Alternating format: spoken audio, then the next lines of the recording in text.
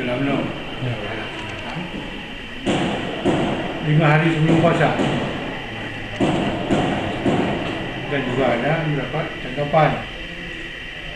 Mungkin di masyarakat kita ni bagaimana ya, sudah kebiasaannya kalau tidak ada rahasia sapi mungkin dilepas juga sama di Calang.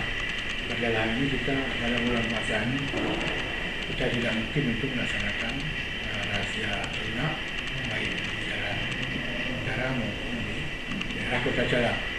Itu bagaimana kondisi nanti Pak saat mudik, kan banyak berkeliaran sapi di jalan, bagaimana? Itulah kita udah rencanakan juga, mungkin kita mengadakan patroli, tapi bukan untuk penangkapan, patroli. Jadi kita laksanakan mungkin dua kali dalam bulan puasa, karena nanti untuk apa sebenarnya untuk Jumatan kita akan laksanakan juga sebagai peringatan. Apa sanksi Pak diberikan kepada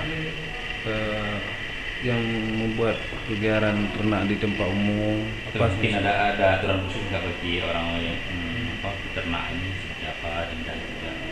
Ya, kita yang sudah kita laksanakan, kita sesuai dengan kanun 65 tahun 2013 itu dikenakan sanksi satu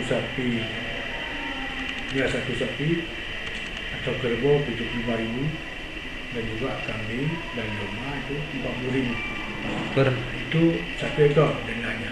Jika berkeliaran, Jika penangkapan jika ditangkap. menangkap itu, apabila ternyata sudah kita tangkap itu, walaupun hari itu juga kita tetap tubuhnya 40.000 bagi domba dan kambing, dan juga bagi sapi dan kerbau itu 75.000. Tapi kalau 2 hari itu berlipat dari 75.000 kayak sapi itu dengan kerbau itu menjadi 150. Dan dikenakan uang pemeliharaan, uang makan. Jadi kalau setahun nggak damai, sapi jadi hak milik kita Pak? Itu sapi dilelang, itu uangnya masuk ke kas daerah. Kita setelah kita potong-potong semua untuk bayar pemeliharaan, bayar makan, Dilelang. kas daerah. Sesuai dengan kanun.